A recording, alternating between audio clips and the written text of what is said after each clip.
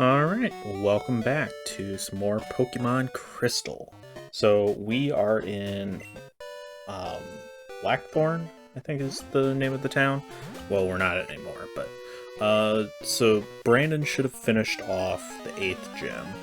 I He sent me the file and was like, I finished the gym, and he didn't actually have the badge, so I kind of like told him,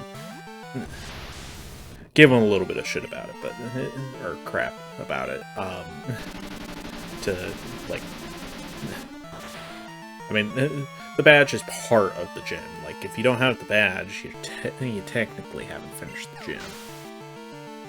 But anyways, so he should have fought. I forget what her name is, but she's Lance's sister. So. And that was the Dragon-type gym, if I remember correctly. So I think I cut it out, but I was looking through, like, what Pokemon we currently had in the party, and Brandon actually caught a Sneasel, which I'm not really sure where he caught it, because I didn't see any. Maybe I just wasn't looking in the right place, or at the right time.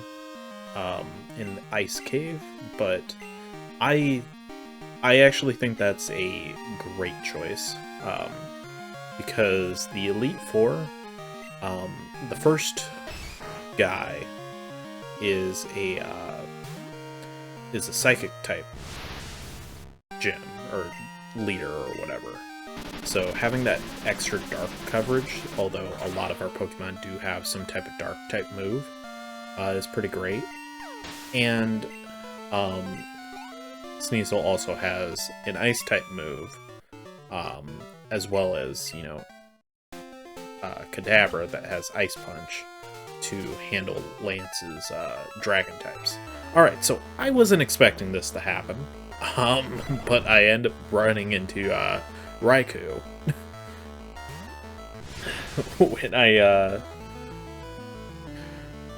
when I initially did it, or it initially happened. I heard the music, and it wasn't like the regular music. It was like, what's going on? Did I do something wrong? And so I actually ran into both Raikou and Entei on this route at some point. We won't see Entei until the next part, because that's just how I ended up editing it.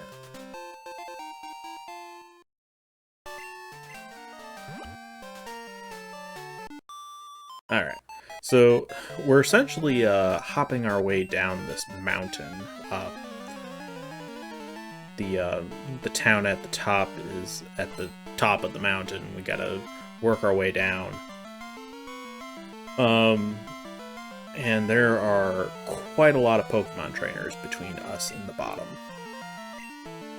So the first two episodes are, I've largely cut them out, but it's mostly trainer battles and grinding. A lot of grinding, because we gotta be ready for Lance here. And just so everyone knows how this is going to work, so I'm going to be taking care of the pre-Elite Four stuff. So going through Victory Road and all that fun stuff, and getting any training that we need to do done and out of the way. So we need to do, I'm going to be doing that, and then I'm going to be doing the first two members of the Elite Four. And then I send it off to Brandon or Rando, and he'll do the last two members of the Elite Four and the champion. Now, the way that the plan, at least, is to actually do the champion together. So this is how we've kind of been intending it, I guess. Is for us to do the champion together, and Brandon's going to handle the champion. then I don't think he was actually expecting us to do Kanto, but I pressured him into doing it. Because, I mean, that's half the game right there, is Kanto. Spoiler alert, we're going to be going to Kanto after we're done. And then, after the champion, I'm going to take up the first gym in Kanto, and we'll essentially do the same exact thing. And then, after we're done with Kanto, we'll have the battle against Red. And we'll do that battle together as well. But I will be taking care of it. So. That's the sort of, the roadmap for this series. Again, we've been switching back and forth by week, just because it's far easier to do that than try and schedule things. Schedule things like between our channels. It's just easier to have me upload all my stuff for that for a gym on one week, and then the next week Brandon does all of his stuff for the next gym, and then switch back to me the following week. So I'm just trying to make commentary right now as we murder our way down this mountain. I suppose murder is not the correct word for this.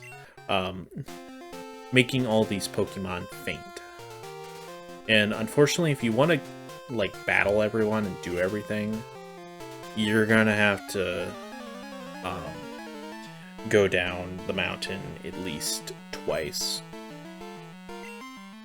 Maybe even 3 times if you missed something. So my main priorities at the moment is getting Growlithe up to level 50. Now, I don't use any rare candies unless it's going to take up a spot in my inventory and I can't easily get back to a Pokemon Center to dump it off. So that only happens once, though. I try to keep rare candies to a minimum. I've actually been watching. Well, obviously I've watched Brandon's stuff as it's come out, but I didn't realize that he had actually been catching other Pokemon, because I wasn't sure how to really get to the other box in the PC. So apparently Brandon's been catching other Pokemon, but he's primarily just used the Pokemon that I have. And honestly, I think my choices were pretty good. I think we've made a fairly well-designed team with the Pokemon that we have. Torps.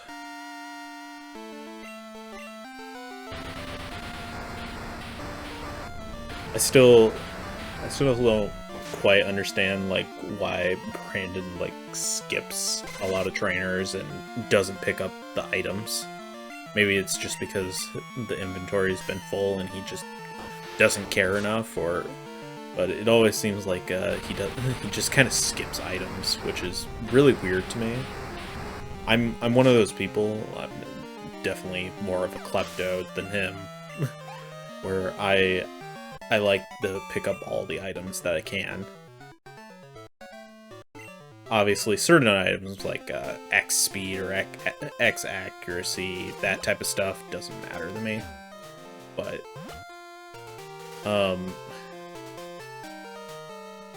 like, I mean, PP up, I mean, HP up,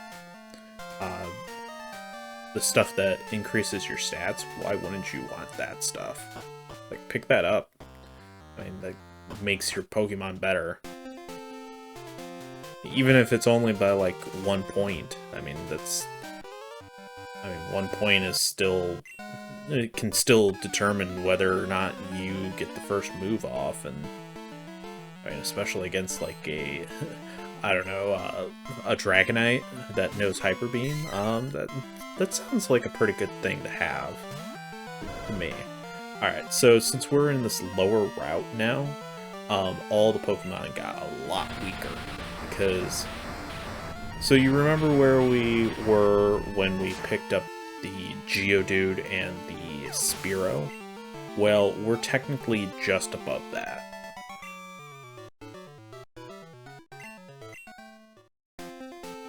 We're just above that area.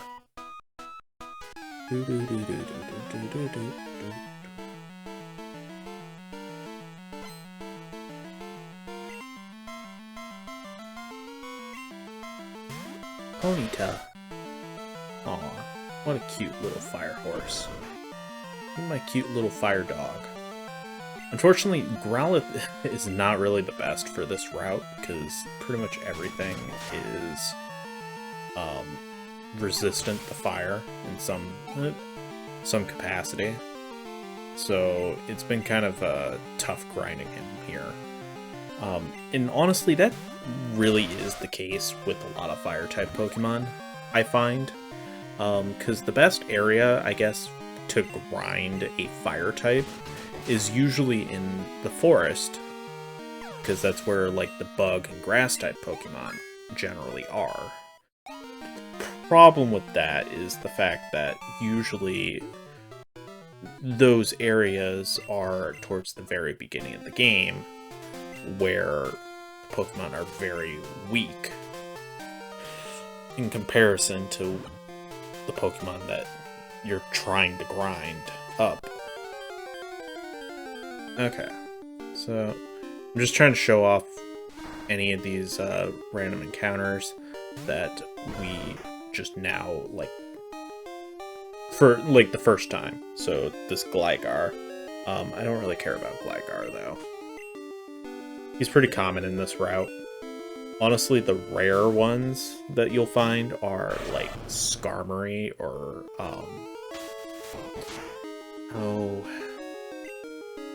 what's the, I can't remember what the name of it is. It's the evolved form of Phanpy. We'll see him, I think maybe in the next part, though. Can't remember.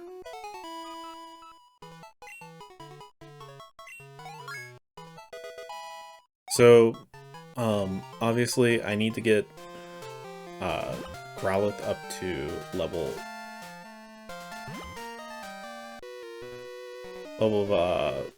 50, but I'm also, I guess, goal is to get everyone else up to level 45.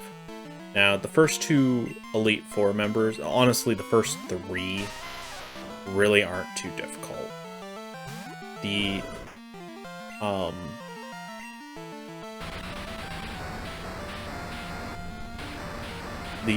fourth one is a little harder. I do find the Psychic type to be a little difficult, depending on what Pokemon you have, and just how much damage your Dark or Ice type moves will do.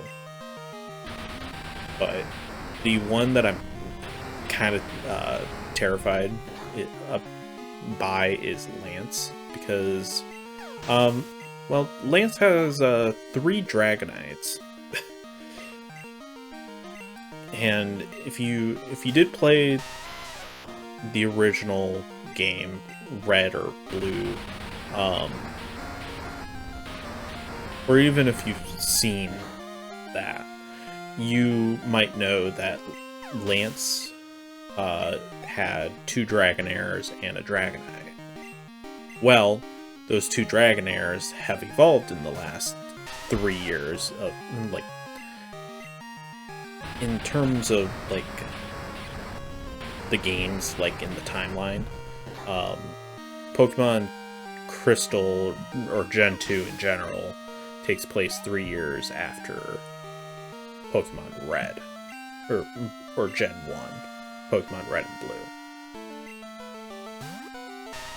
So, yeah, those Dragonites have evolved, or Dragonairs have evolved into Dragonites, and now Lance is rocking a team with 3 Dragonites, a Gyarados, an Aerodactyl, and a Charizard. So, pretty terrifying team, especially since all of them know Hyper Beam. Although Hyper Beam is not nearly as dangerous as it was in Gen 1. So this is what I was talking about with Brandon just kind of skipping the items, which I don't really understand why.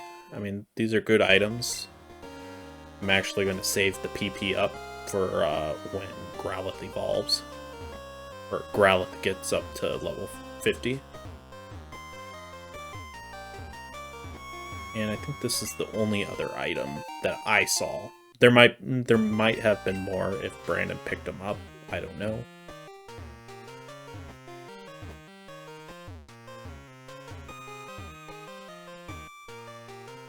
Eventually I'll figure out this this ice sliding puzzle. There we go. Alright. And we're getting attacked by a Delibird. Delibirds are so cute. I almost feel bad for burning it to a crisp.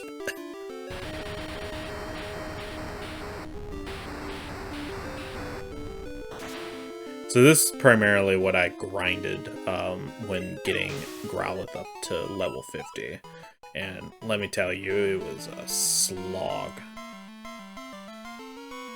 Alright, so I ended up going, like, backwards towards the, Mahogany Town, I think is whichever one had the, Gym 7, and apparently Brandon really didn't want to fight any of these trainers, because I don't think there was a single one that I didn't fight when coming back through here.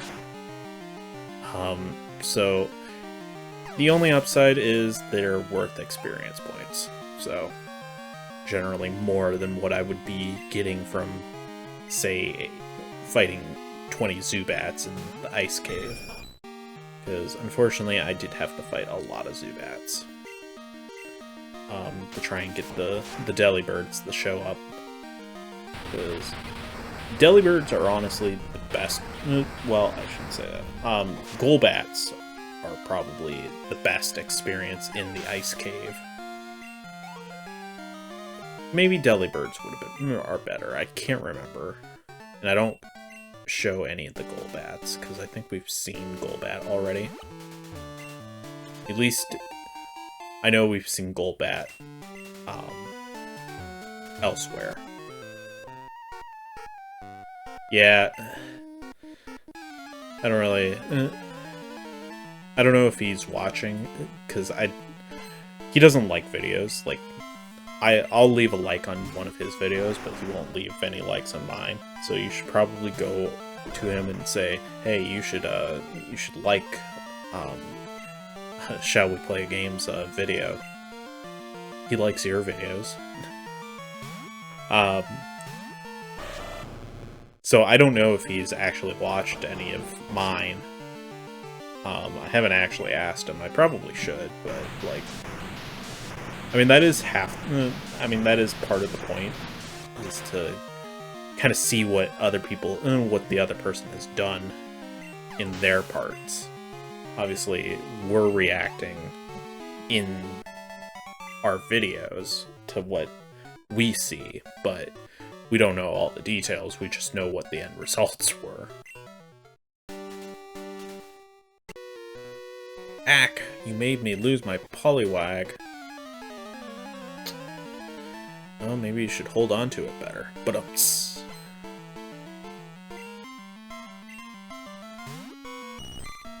Goldeen. I know, at the time of this recording, he actually, just started releasing his,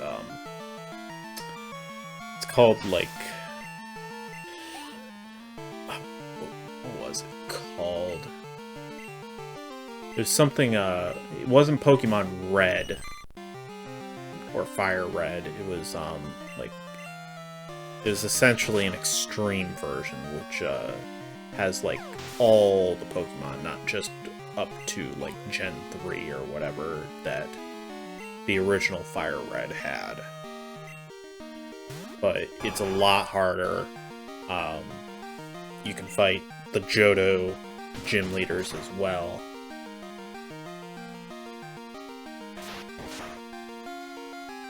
And he's been having some fun times with that, because I think he's already up into maybe like double-digit deaths, and he's like just at the second gym, or no, he's at the third gym at the time that this is going up, or not at the time that it's going up, the time that it's being recorded. I'm gonna win. Yeah, keep telling yourself that, kid. Oh, he's one of those stupid psychic guys. Natu. Man. I can't believe Brandon didn't want to show off Natu. So rude. Thankfully, our dog needs a chew toy, so...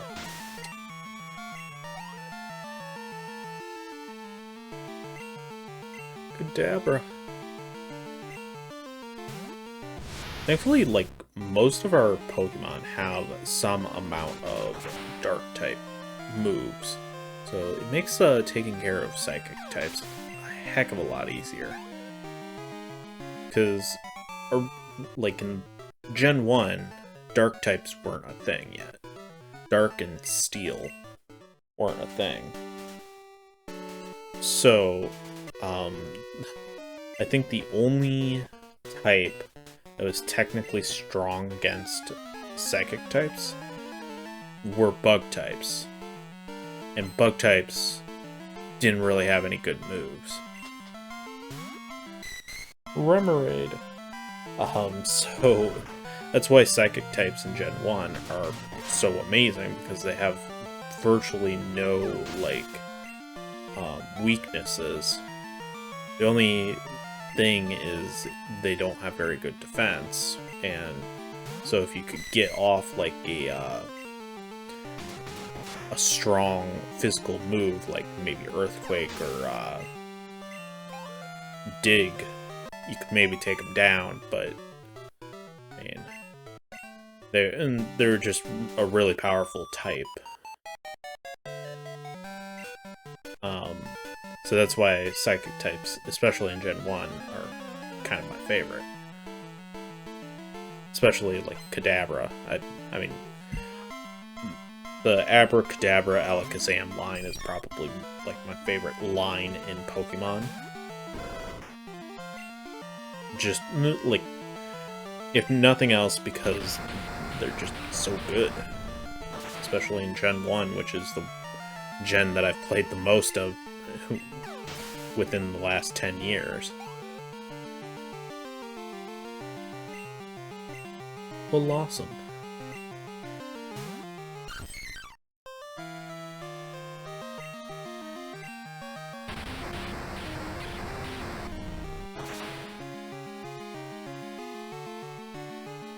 I believe there's one more trainer that we need to finish off, but we're almost done with all these trainer battles on this route.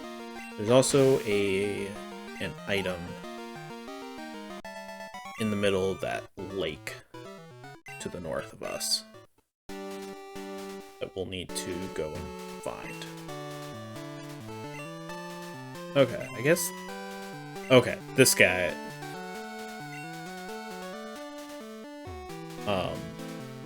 he's the only guy that apparently Brandon beat. Or actually fought, so... Alright. Up to the water. It's very calm. We should surf on it. Pick this up. Max Revive.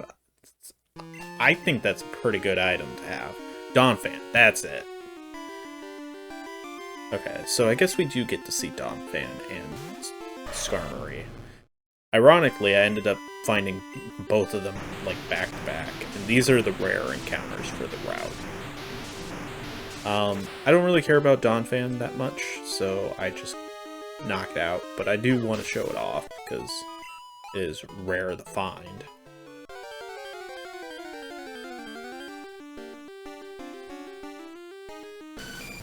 I think this is probably the rarest encounter on the route. Ironically, I ended up finding 2 Donphans, like, within pretty quick succession. So I actually do try to catch this one. Unfortunately, I kind of have some bad luck with my weaker attacks. I tried to bring it down with slashes and bites, just since I know that they won't do that as much damage against the Skarmory. Unfortunately, I don't really have any Pokemon that have good status effects that wouldn't instantly die to one of Skarmory's actual, like, steel or flying type attacks. So unfortunately I use Slash again, trying to bring it down just a little more, and I end up killing it. But I did want to catch that one, because I know having a steel flying type would be kind of nice. Alright, so we gotta fight this guy. Just this random karate master guy. Standing out in the middle of nowhere on a mountain. A black belt. Black belt Kenji. With a Machoke.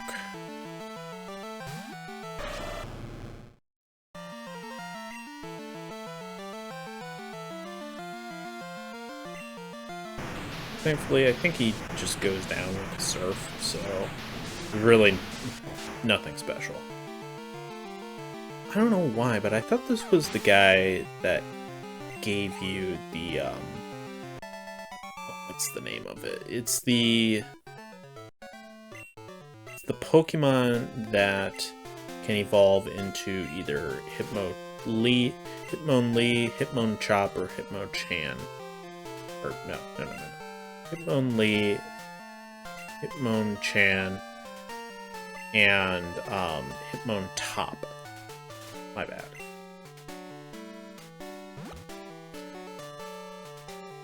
But I guess I was wrong about that.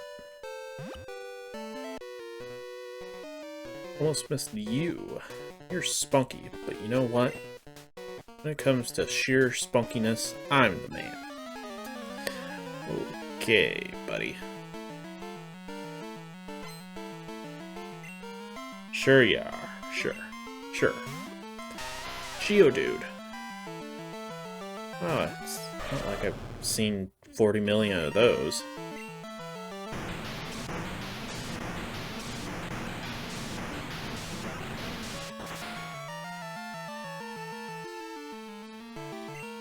We're nearing the end of the episode. I'm pretty sure we do get to see a special Pokemon evolve in this episode.